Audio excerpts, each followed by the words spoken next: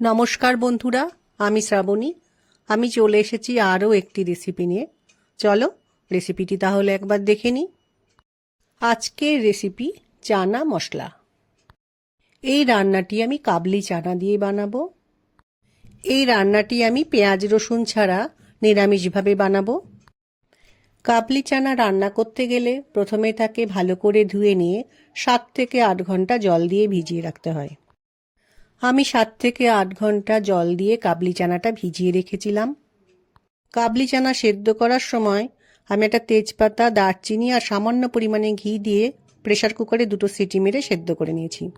রান্নার শুরুতে প্যানের মধ্যে সামান্য সাদা তেল দিয়েছি। এবার তেলের মধ্যে একটু ঘি ভালো করে মিশিয়ে নেব।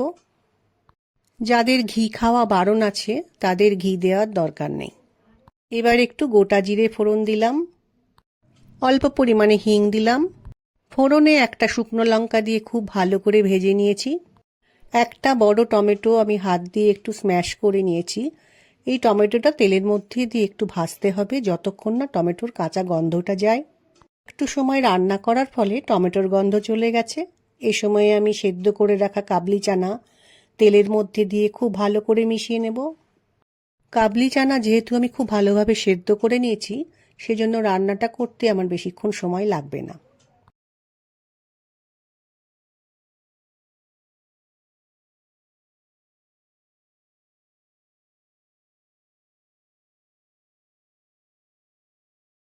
তেলের মধ্যে কাবলি চানা দিয়ে ভালো করে মিশিয়ে নিয়ে কিছুটা সময় রান্না করার পর আমি পরিমাণ মতো হলুদ গুঁড়ো দিয়ে দিলাম, জিরে গুঁড়ো দিলাম।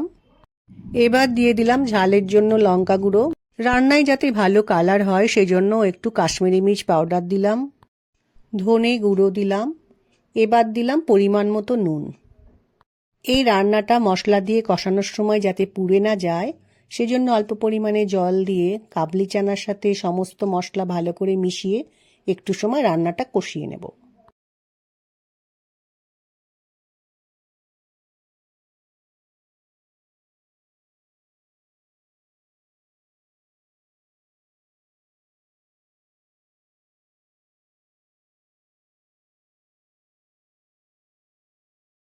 মশলা দিয়ে কাবলি চানা কিছুটা সময় রান্না করে নিয়েছি। এইবার আমি তাওয়াতে কসৌরি মেথি একটু গরম করে নিয়েছিলাম, সে 1 চামচ কসৌরি মেথি দিলাম, একটু গরম মশলা দিলাম। আবারও খুব ভালো করে গরম মশলা ও কসৌরি মেথি কাবলি চানার সাথে মিশিয়ে নেব। এখন রান্নার মধ্যে একটু উষ্ণ জল দিয়ে খুব ভালো করে মিশিয়ে নেব। রান্নার এই পর্যায়ে গ্যাসের ফ্লেমকে লো করে রেখে কিছুটা সময় রান্নাটা হতে দিতে হবে।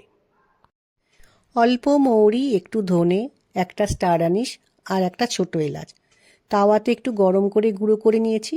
সেই মশলাটা আমি চানার মধ্যে দিয়ে খুব ভালো করে মিশিয়ে নেব। এই মশলাটা রান্নার মধ্যে দিলে তার স্বাদ অসাধারণ হয়। আমার সুস্বাদু চানা মশলা তৈরি হয়ে গেছে। যারা এভাবে বানাওনি তারা একবার বানিয়ে দেখো, আশা রাখছি ভালোই লাগবে। এই রান্নাটা লুচি, পরোটা বা রুটির সাথে খেতে বেশ ভালো লাগে। আশা করছি আজকের রান্নার রেসিপিটি তোমাদের ভালো লাগবে। আমার আজকের রান্নার রেসিপি ভালো লাগলে লাইক, শেয়ার ও সাবস্ক্রাইব করো। ভিডিওটি দেখার জন্য ধন্যবাদ। ভিডিওটি আজ এখানেই শেষ করছি। ফিরে আসছি আরও একটি রেসিপি নিয়ে।